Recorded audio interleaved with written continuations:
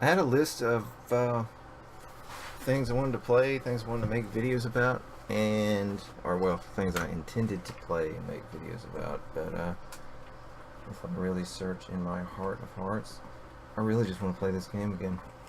And everybody seemed to approve of my last video, so that's what we are going to do. Take it from the top. Battletech, the Crescent Hawks. This is a proper playthrough of Battletech, the Crescent Hawks Revenge. This is the Inner Sphere, circa 3028. Pacifica. I hope you find your father, Jason. I really do.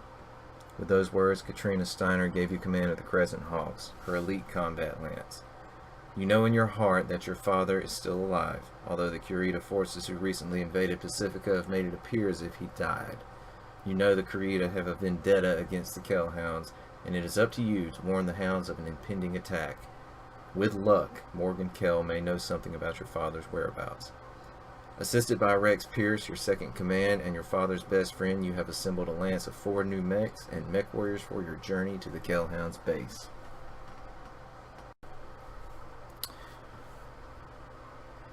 Now, we get to pick our 4 mechs. I have a long-standing habit of putting Jason Youngblood in the Enforcer.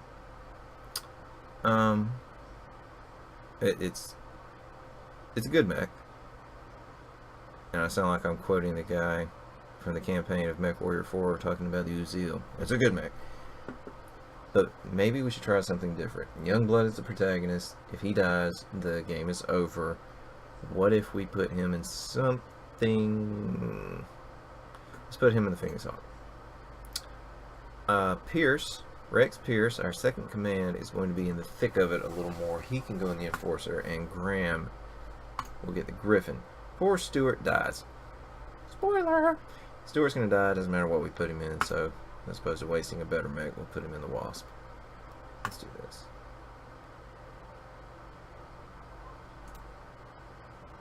That is gorgeous. Captain Stewart interrupts your reverie. Jason, we're cleared for landing at the Kell Hound Base, and we're ready for planetary descent. Topographical scan of the area is complete, and the hard copy is on its way to you. They actually faxed Jason the map. How about that? From one end of the leopard to the other. Jason, unidentified aerospace fighters have appeared on our sensors, and they're closing fast. You punch the general alarm. Red alert. All hands to battle stations. It's interesting. It seems like we would have a captain for this dropship as opposed to Jason. Anyway. Even as you give orders to man the weapons, you realize the fighters have a clear advantage, due to the Leopard's limited maneuverability during atmospheric entry. I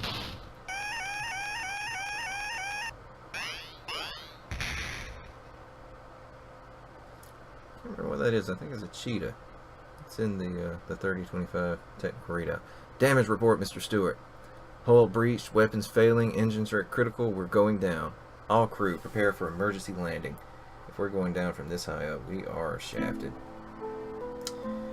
I'm not sure what this is compared to the dropship we saw in the previous scene, but oh well. The dropship crashes into a lake east of the Kell Hound Base. Half of the dropship is flooded, making it impossible to get to 2 of your 4 mechs. Most of your crew has suffered only minor injuries. However, Victor Stewart, your pilot and 4th mech warrior, is dead. You scramble to the top of the sinking ship and get your bearings. Through your binoculars, you spot a Kurita Locust about 2 kilometers down the road, heading towards the dropship. A few blasts from his laser to the porthole and the ship will sink like a rock. His twin machine guns will then easily pick off any swimmers. Trapped on a metal island with no escape, you sweep the area once again, desperately hoping for some way out. There. You spot a damaged Kell Hound Jenner, battle mech on the western end of the lake. You quickly punch up his comlink frequency, which you can apparently see somewhere on this binocular readout. Jenner pilot, this is Jason Youngblood of the Crescent Hawks. We have crash landed and are about to be attacked by a lone Kurita Locust 2 kilometers away and closing. Can you intercept him? Intercept? I'd love to, but this Jenner is almost in pieces. My sensor screen's been blown out. I need some help. You think for a second. Alright, move where I tell you and open fire on the Locust when he gets in range. He should head straight for the dropship. If he hits us, we'll sink right to the bottom. Got it? Got it, boss. Point me in the right direction and watch me go. Anderson out. First things first. Yeah, let's go back to classic and turn all the voice off. Alright, I'm going to leave the speed up to its highest for this playthrough, try to make it a little more interesting, and I'm also going to try to game the system as much as possible. And in this case, since this program uses Battletech tabletop rules, one of the things to keep an eye out for is to hit modifiers. We're going to run our Jenner up to the edge of the water, and then, oh, you actually can't see the guy yet. Stop. Oh, that's right, he has no sensors. There's a detail I never paid good attention to. Stopping will give him a higher chance to hit. Being in the water will cool him off. We can turn overburn on. Now we're going to have to hoof it.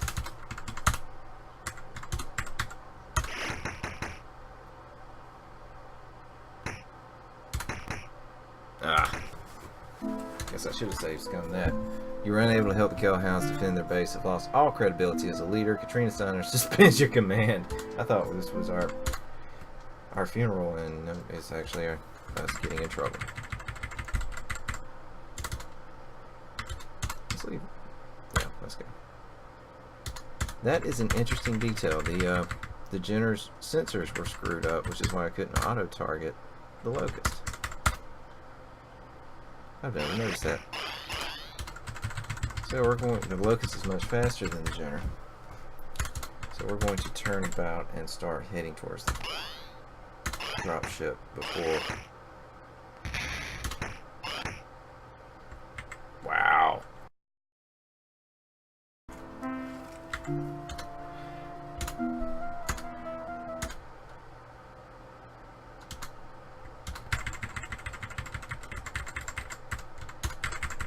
Well, this isn't going well. Let's try to intercept it a little bit closer.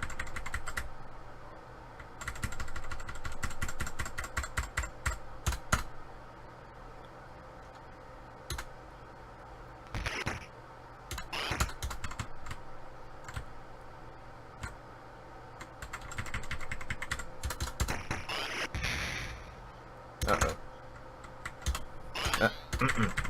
Get back here, you SOB. Alright, that went much better. Keep hitting him. Come on, Grease. Ah, he's gonna get away. That's a shame. That means we'll have to kill him later. Oh well.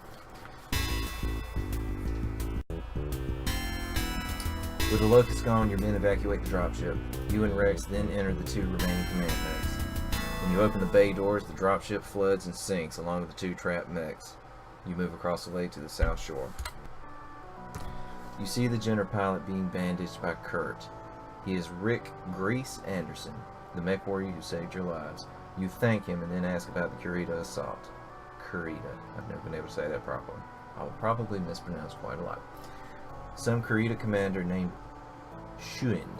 Shun? Shun. I like Shun. Has gone nuts. He claims to be honoring a vendetta or something. The attack started about an hour ago and took us completely by surprise. We've got almost every mech out in defense, including half-prepared mechs like this Jenner here, and anyone who can pilot one in the cockpits. It's crazy. Grease winces as Kurt finishes bandaging his arm. I was on recon when we were ambushed by the Kurita scum. They're trying to take the base. Only a couple mechs were left behind to guard it. If any Kurita units make it across this bridge, they'll easily break down our defenses. You gotta help us defend this road, Jason. You and Rex climb into your battle mechs. Kurt, that Locust was probably a scout for a light lance. That means more will be here soon. See if you can get the Jenner in better shape to help us out. We'll need it when more Kurita mechs show up. Alright. What do we got? Can't see anything yet. So we take them one-on-one. I'd say you're wrong and your tactics are questionable. Alright, that is a panther, I believe. We still don't have a central lock on. Go.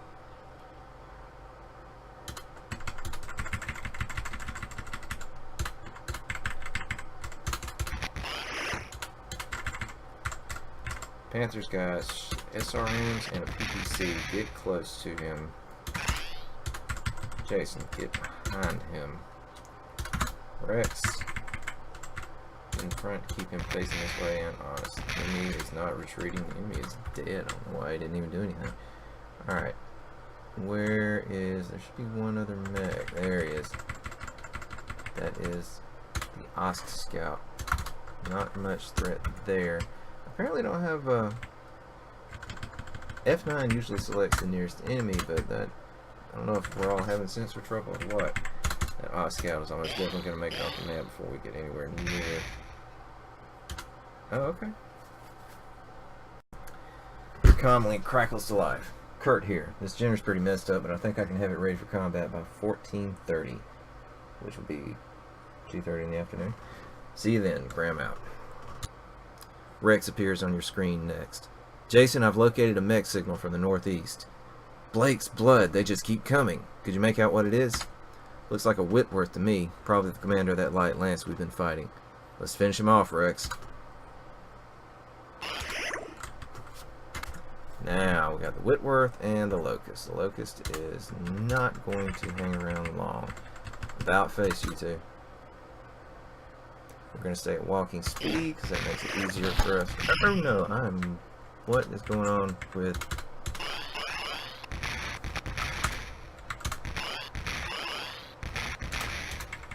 You know what, get right up there on his rear armor.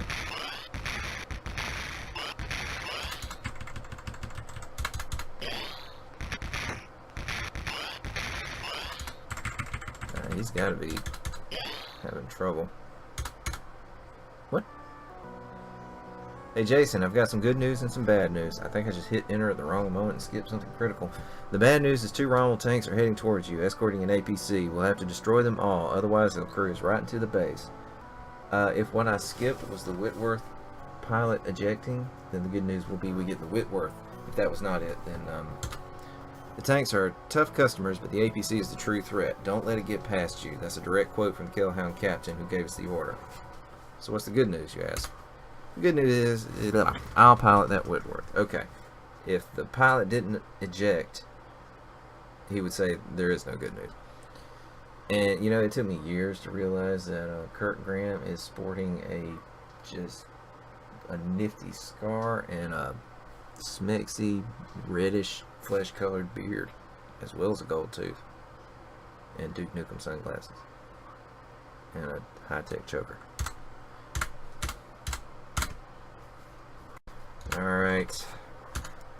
Come on, Crescent Hawks. Ooh! Alright, the Whitworth is in rough shape, and so is... Yep, Youngblood's Phoenix Hawk is down to 58% armor. I've been leaning on it awful hard.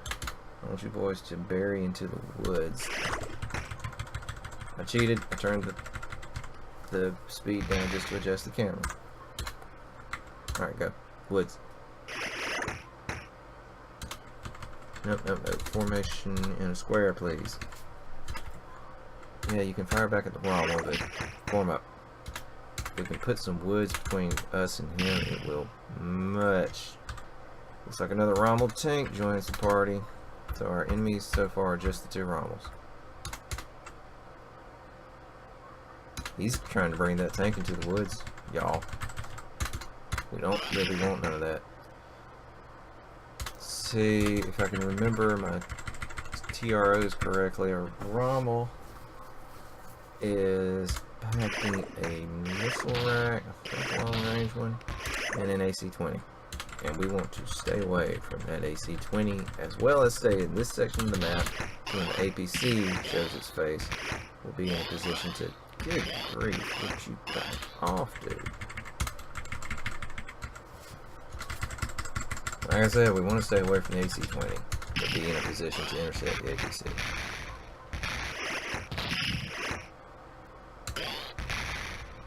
Whoop. don't care about him, we care about that. Nope. Fire defense.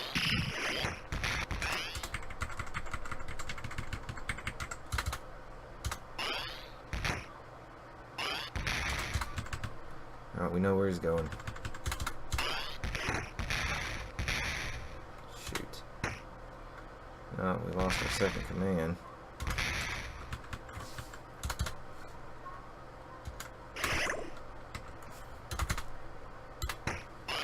Unit isn't moving that slowly. The APC has crossed the bridge. Oh, he's retreating. Please tell me Rex didn't. Oh, we still gotta fight the tanks. Okay. Can't let them across on with the APC. Where?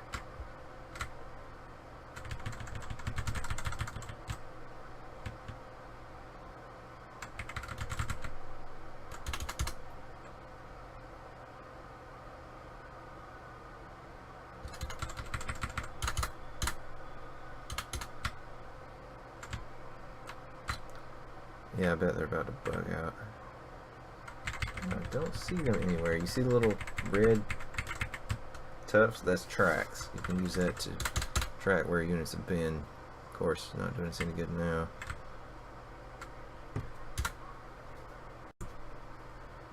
The APC went down the main road, Jason. Alright, we need to get to the Kell Hound Base immediately. Since we let that APC through, we'll have to give them all the...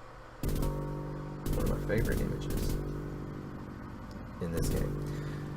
See how shiny everything looks? For years I thought that's what the Battletech universe looked like, because this game was this and Inception were my introductions, and the graphics didn't show how dirty and grimy everything was supposed to be. The Kell Hound Base is almost empty, with only a few scattered mechs guarding the gate. Captain Caitlin Shaw meets you at the gate with grave news. The northern walls have been breached and infantry squads are just now entering the base. In the center of the base are crates of invaluable listen-kill missiles that you've never heard of before this game, anywhere in the lore, and will never hear of again. That the Kurita must not discover. We don't know why the Kell Hounds have these. Well, no, the Kell Hounds were a pretty big deal. She needs you to save the LK missiles and destroy the infantry. Captain Shaw asks you to take the transport truck to the research center, load the missiles, and get them out of the base. She motions Rex and Kurt towards two urban mechs. The trash cans. Their objective is to destroy the infantry before the infantry gets too close to the truck. You've never commanded a mission from a wheeled transport truck before, but you're going to try. Sergeant Crawl starts the truck and leans back towards you. I'll start driving towards the research center to get the missiles, so I don't need you to tell me how to get there. I know the way, which is a good thing because it's really hard to tell what's what on these maps. After all the missiles are loaded up, I'll let you know. If those infantry units get close enough to shoot the ammo we're carrying, we're roasted. Oh yeah, one more thing, sir. I drive faster than those urban mechs can run. Sergeant Crawl snorts in laughter and puts the truck in gear. He's an old salt. Alright, Crawl is F1. So we have to get these guys independently as... Oh, there's Pierce, so he survived. Now they're still working on a Sparrow and a mech and whatever that is. Alright, the first ammo dump is up here, and we have to... We're gonna fire it well. Get these guys.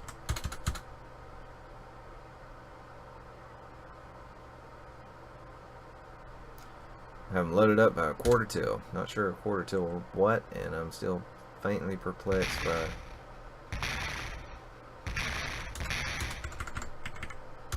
Here, you can catch me as I come around the corner.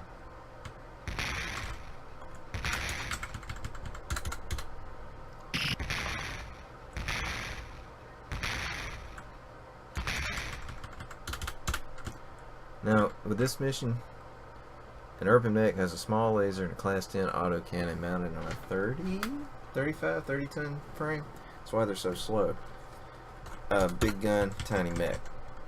And it sacrifices everything for the big gun. Now they, as mechs should, they tear through this infantry, but they also burn through all of their ammunition to do so. So, when you encounter a... Spoilers again. Woo! Look at that. When you encounter a mech later on, your boys here are not going to be at their finest. that last squad, and then you'll go up there to help Rex. Come on, shoot.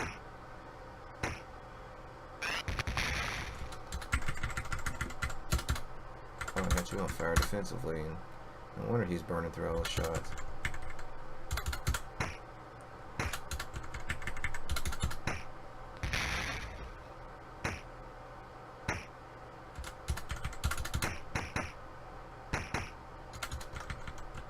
Now, comparatively, the difference in sound effects and everything was very impressive for the time.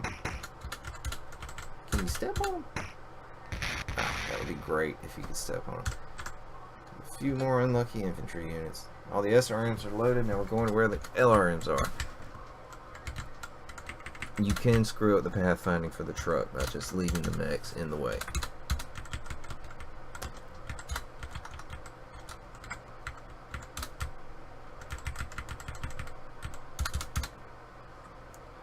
Even now, when I see what was new big build, I won't say skyscrapers, I should say that.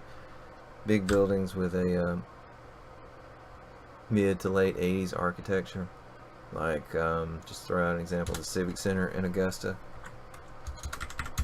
The phrase Battletech came to mind when I was little, and I held on to it for years because it reminds me of these pretend buildings.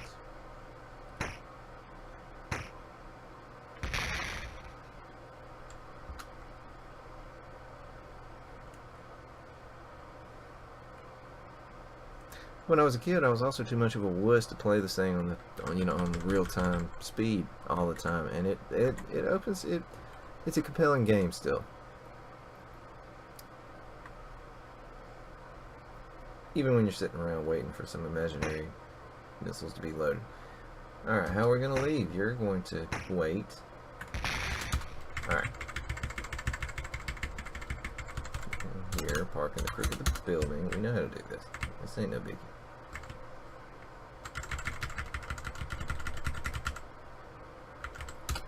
Further in with the amount of hidden die rolls this game is rocking because of its basis in the tabletop rules, it gets ball-bustingly difficult and excruciatingly frustrating.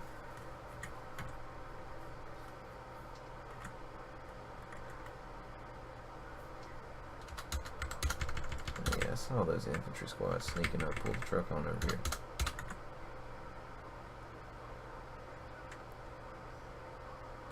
Keep going, keep going.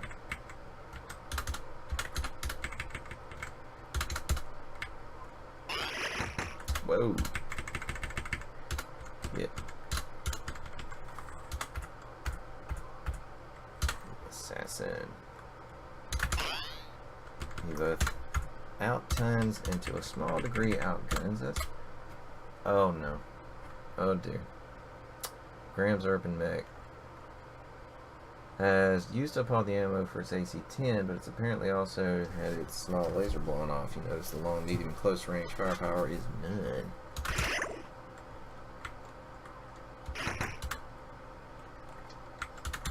Oop, okay. So what we do is we get him to flinch.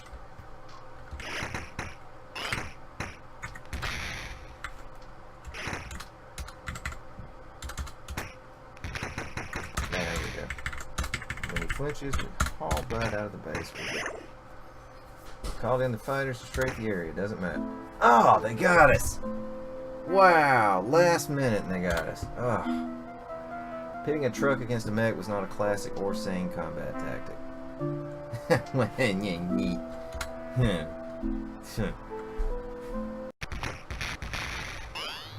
Ha!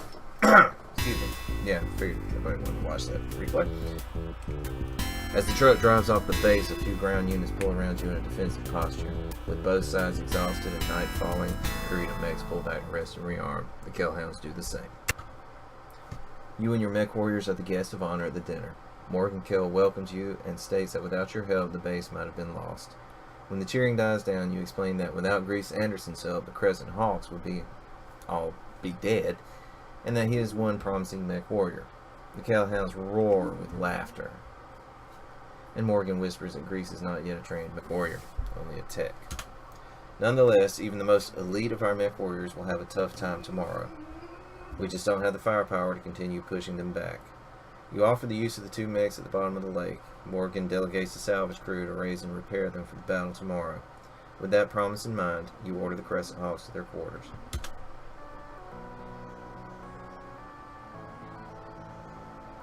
The next day, you approach Captain Shaw with a plan. Your lance might be able to break through the Creator front lines, go deep into the plains, and destroy both their Dragon Mech and Mobile HQ. This would sever their communications, disrupting the Creator forces. With luck, the Creator commander might even be forced to retreat. This is one of those make or break frustrating missions, so we'll see how we do.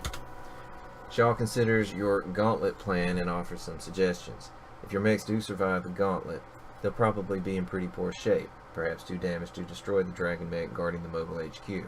However, if 2 light mechs can flank the Dragon by using the road to the east, you would have it at a serious disadvantage.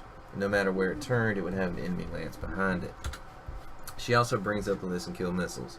You risk your lives to save them. I've instructed your techs to load them on your mechs that have SRM or LRM missile launchers. The 2 javelins for the road run mission will also have them. Captain Shaw then asks for any volunteers for this hazardous mission. Mech warrior Jessica Riley steps forward, along with Grease Anderson. Rex looks them over, nods his approval, and asks you, which lance will you lead, Jason? Really cool thing about this game, there are several places which you get to pick at a strategic option. Okay, the Gauntlet has Jason in his Phoenix Hawk, Pierce in the Whitworth, and Graham in the Griffin. I really wanted the Enforcer. Why is Pierce in the Whitworth? The Road Run puts Jason and Grease both in Javelins.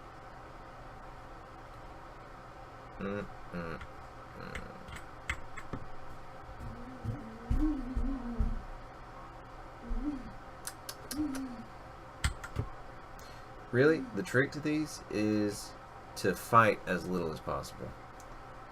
But you'll still go up against quite a few enemies. The javelins are packing SRM racks, and the chances of getting there just completely dry are really high, especially with me driving them. So we're going to do the Gauntlet. Hawk Lance, your mission is twofold. First, you are to support the Kell Hound units north of the base. Then move north through the forest 6 kilometers until you reach Sector D of the northern area. Stay hidden and wait until 0730. At 7:30, you will advance and attack the Dragon mech.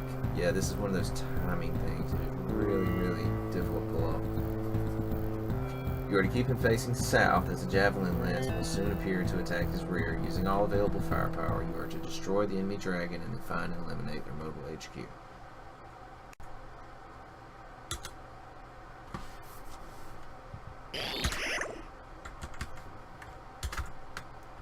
Alright, we have an entire lance of mediums with a heavy to contend with.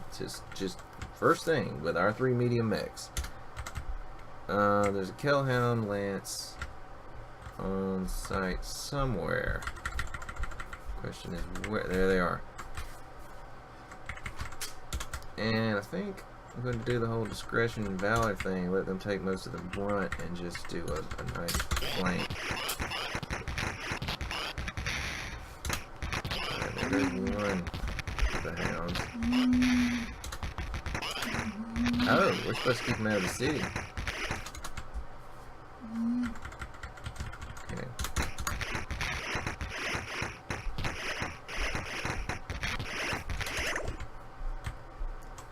Oh, that was a goof. I didn't know we were actually guarding the city. Okay. Oh well. Our lance isn't scuffed in, so it's somebody else's problem. Oh, good.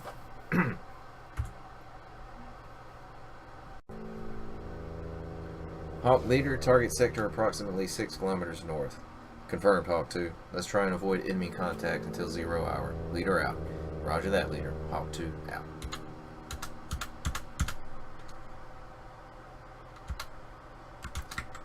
Yeah, so don't shoot. And I always picked this mission. It was always kind of a pain. Better than the road run, though.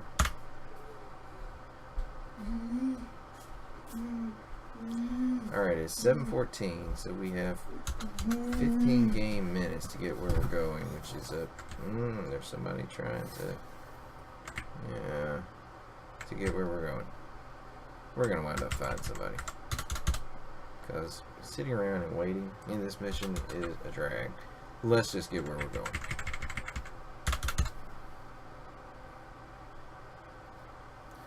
Plenty of time until 7:30. Let's play it safe and be cautious. Yeah, sure.